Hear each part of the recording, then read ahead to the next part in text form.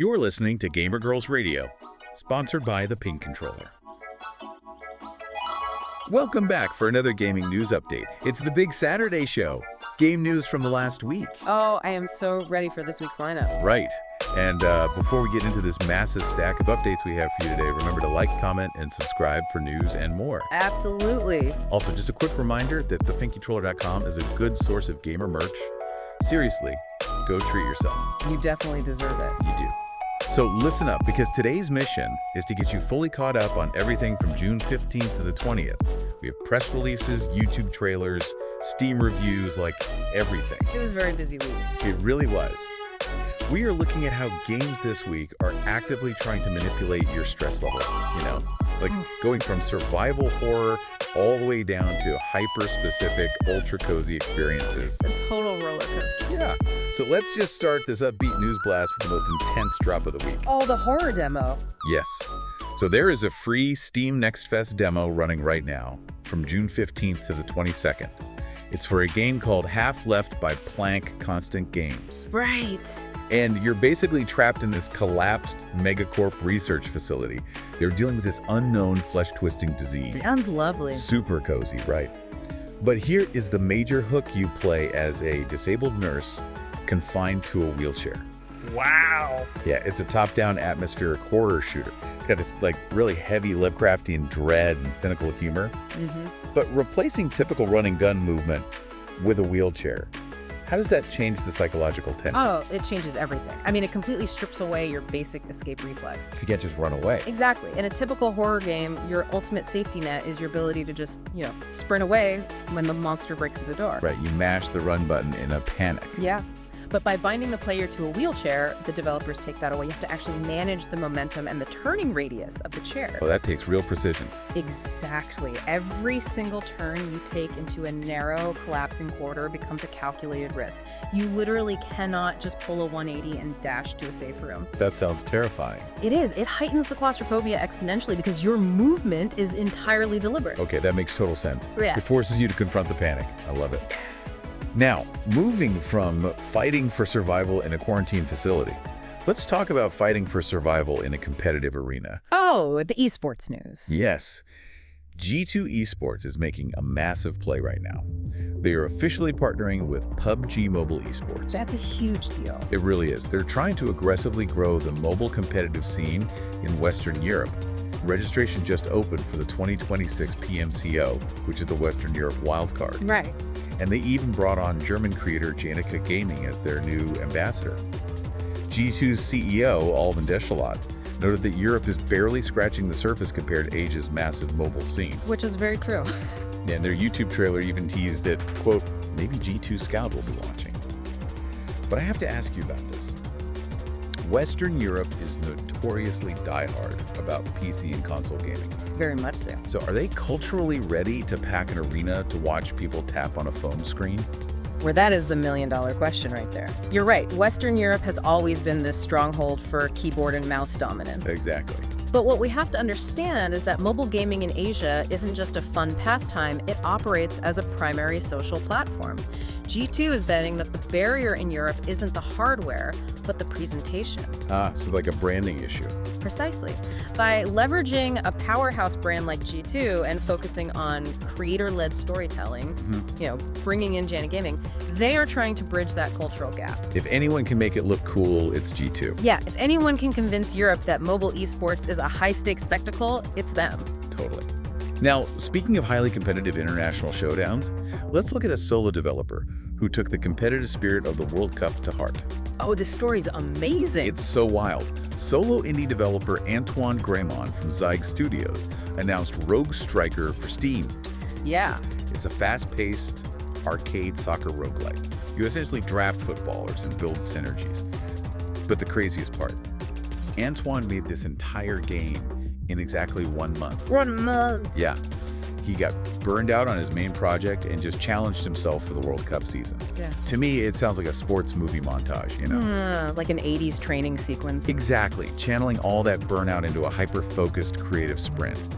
But can a game built in 30 days actually be mechanically deep? You'd actually be surprised. I mean, sometimes the constraint of a single month is exactly what a developer needs to escape perfectionism. Oh, because they don't have time to overthink it. Right.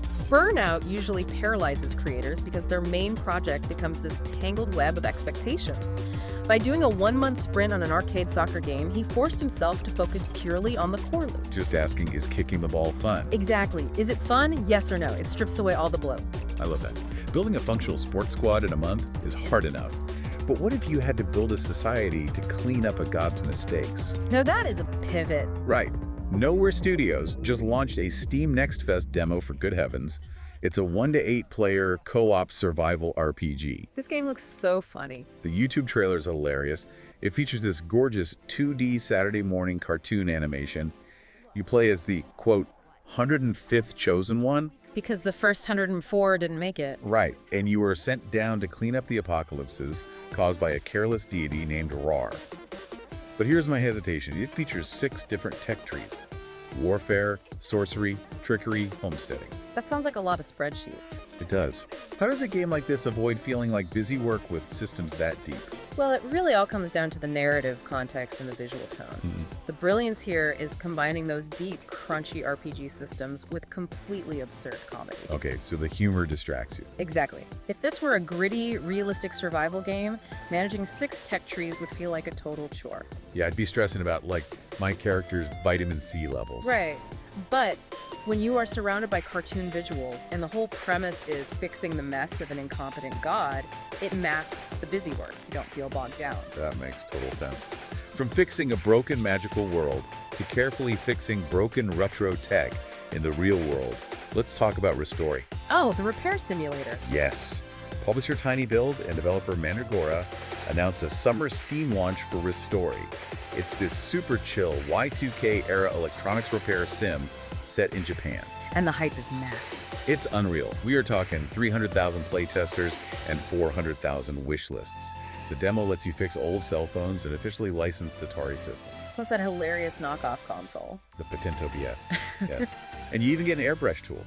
It also has branching storylines based on whose tech you fix, like uncovering a gangster's secrets versus a love-struck student. It's such a unique concept. It is.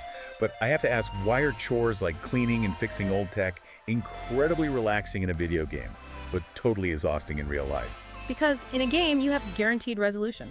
Oh, interesting. Yeah. In the real world, fixing an old Atari is terrifying. You might snap a brittle cable or, lose a microscopic screw in the carpet. Oh my gosh, that is the worst panic. Exactly. That unpredictability creates stress. But in Restory, the environment is controlled.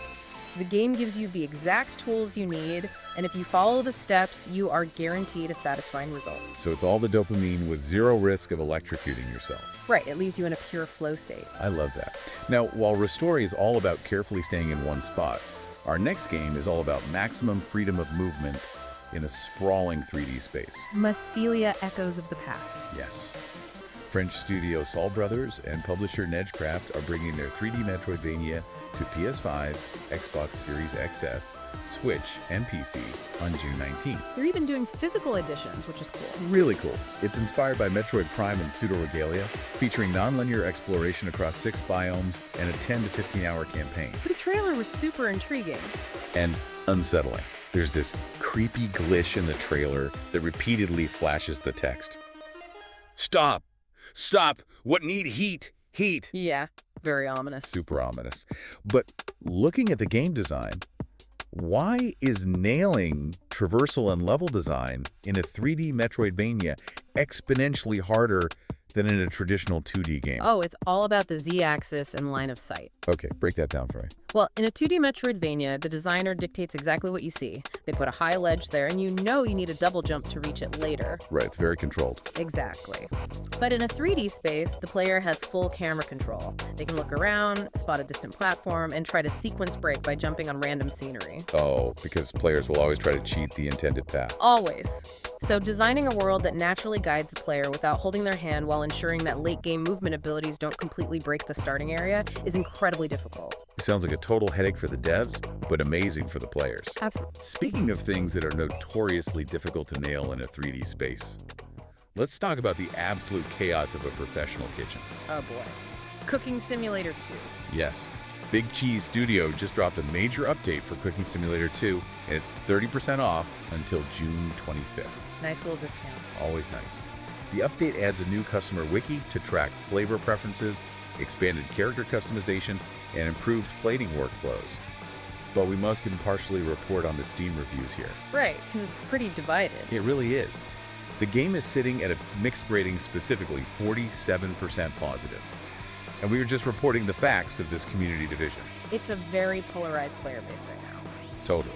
Some players absolutely love the chaotic multiplayer and the freedom to invent custom recipes. But others are super frustrated by janky plating, broken multiplayer saves, and poor quality of life compared to the first game. Yeah, they are not happy about the bugs. Not at all.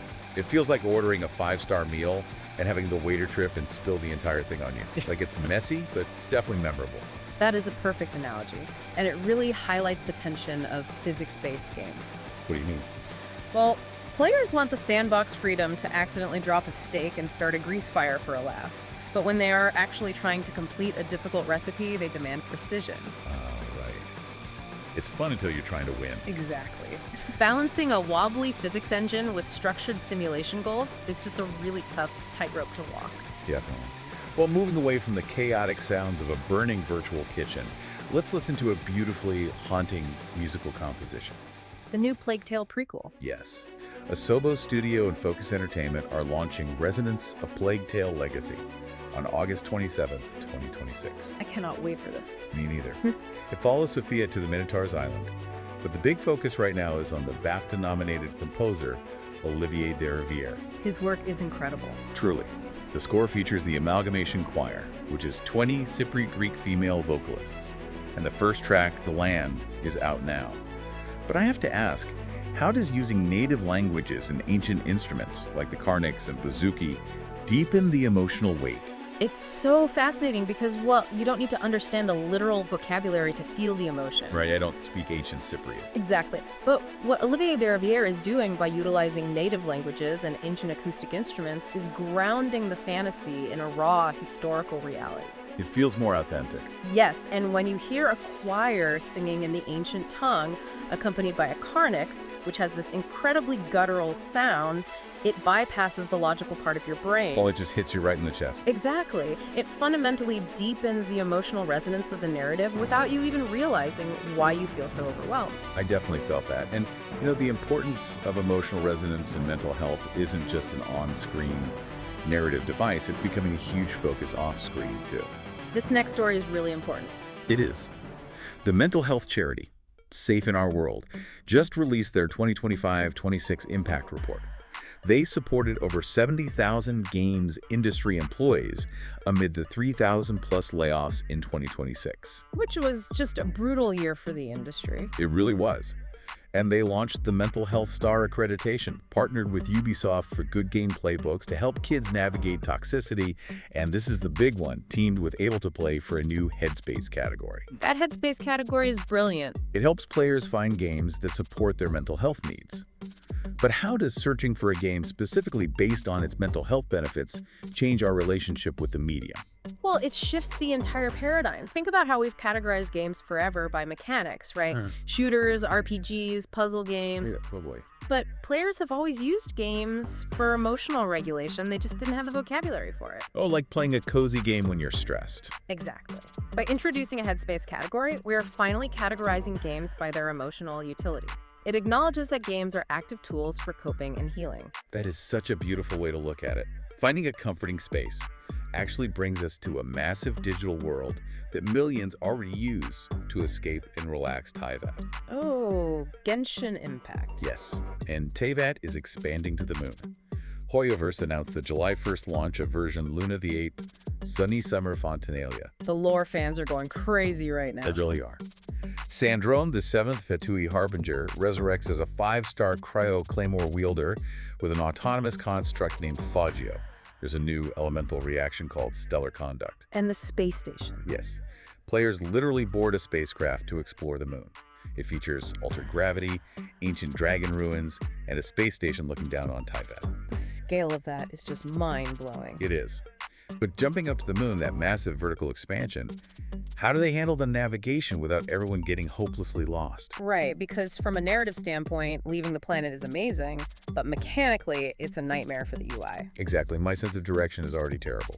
Well, that's where the new layered map display comes in. It is a crucial quality of life fix. When you expand vertically to this extreme degree, a flat map is totally useless. Because you can't tell if a chest is above you or below you. Exactly. So the layer display lets players toggle through elevations to know if they're on the moon's surface or deep inside a ruin. Oh, thank goodness. I would wander around for hours otherwise. Now, from exploring the massive scale of a moon in space to managing a microscopic society tucked inside a single tree. Little Tree Kingdom. Yes. Boomy Studio and Web Global Gaming have a free Steam demo for Little Tree Kingdom. It's a deck builder, city builder hybrid where you grow a gnome colony inside a giant tree. That looks so charming. Super charming. Cards dictate the roots, branches, and houses, and you have to manage 7 weather conditions and balance colony welfare so you don't literally lose the colony's, quote, heart. The pressure is real. It feels like a high-stakes game of Jenga combined with a bustling ant farm. That is exactly what it is. And the friction there is so fascinating. Deck builders are inherently about managing randomness. Right, drawing cards. Yeah, but when you tie that randomness directly to the physical, structural survival of your city, every single card play carries immense weight. Because you aren't just losing points, your city could literally fall apart. Exactly. Taking care of virtual creatures seems to be a real running theme this week. It really is. Whether they are gnomes or tropical birds and mob bosses. A very natural transition. Right. We have a massive double feature of updates here. First up, Birdseed VR launched their summer update, adding 5 tropical birds like toucans and macaws. Oh, that's lovely. And they added snap turn controls for cozy seated play. The YouTube trailer was so funny. A player accidentally throws a camera lens at a bird and just panics and hits the bird rescue button. Typical VR chaos. Totally. Yeah. And on the other side of the spectrum, crime boss Rocky City is celebrating 2 years on Steam and 1 million units sold with Update 21. Good for them. But get this, they completely ditched the roguelite permadeath mechanics for a structured single-player story mode following Travis Baker. Plus, full PC modding tools, and they teased an alien AI abduction. They are just going all out. They really are. But rewriting their core gameplay loops completely, dropping the roguelite elements years after launch, that's a huge shift, right? It's a massive risk, but it's a fascinating industry trend. Developers are looking at the long-term data and listening to player feedback. So they realized people just wanted a regular story mode. Yeah. It takes a huge amount of humility for a studio to look at their game 2 years later and say, you know what? The majority of you want a structured narrative, so we are going to tear down the foundation and rebuild it. It's really impressive. Well, we wrap up our news blast today with an incredibly specific, hyper-cozy niche that is quietly taking over computer monitors everywhere. The passive cat games. Yes. 2 very different ultra-relaxing cat games. First is Cat Isle, launching July 20th, 2026. It's a pixel art management game set on a train platform in the sea, heavily focused on decorating and fishing rather than stressful management. Perfect. And then there's Neko Station with a demo out right now. This is an idle desktop game that lives on a portion of your PC screen. Turn your desktop into a moving train of cats. I love this so much. It even has Twitch and YouTube integration so viewers can visit as cats. I just marvel at the rise of passive gaming, you know? Games that just live happily in the background of your workday to keep you company. It's brilliant. It just gives you these little dopamine hits of coziness without demanding your full attention. Exactly. But you know, if we step back and look at this whole week, it leaves us with an amazing final thought. Oh. Yeah. What does the massive variety in this single week of news say about gamers today? We've got intense survival horror, mental health charity initiatives, cozy cat trains, and gnome deck builders. All over the place. Right. It shows that the singular definition of a gamer has completely fragmented into these entirely distinct, beautiful subcultures. It really has. There is no one way to be a gamer anymore. That is just the best news of all. Absolutely. Well, that wraps it up for us. Remember to like, comment, and subscribe for news and more. And one more time, thepinkcontroller.com is a good source of gamer merch. Thank you all so much for tuning into Gamer Girls Radio. Have a fantastic, happy weekend. See you next time.